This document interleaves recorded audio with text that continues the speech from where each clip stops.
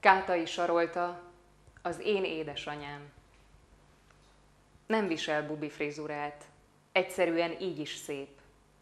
A haja kezd őszülni, s hullámai lazán borulnak gondterhelt homlokára.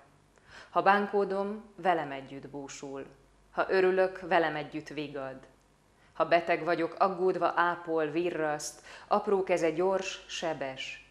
Kicsi lába csupa viszeres, most is beteg, mégis dolgozik, mert nagy úr a pénz, s az nálunk mindig hiányzik. Így hát, amiben tudok, segítek, és mindig nagyon szeretem. Ha hazaér, átölelem, hát ha így neki könnyebb. Jóbiné Tamás Erzsébet édesapámnak. Ne bánt, hogy az életünk oly rövid, csak rajtunk múlik, mit érünk el. Ne rágódj már a múlton, csak a jelen, mely fontos lehet. Tudom, hogy fájnak az elmúlt idők, de csak a jó legyen előtted, hisz a régi emlék erőt adhat, és az idő megszépít mindent.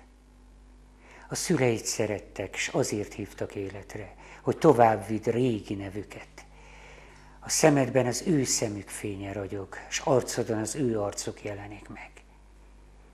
Minden pillanatban figyelnek fentről, s óvón kísérik léptedet, de nem akarják, hogy miattuk sírj, hisz minden út az égbe vezet. A mi életünk sem végtelen, de addig, míg itt vagyunk, tudnunk kell, a legfontosabb feladatunk a szeretet. És a családod itt van melletted. Kaptál egy csodálatos kincset, egy igazi angyal lett hitvesed.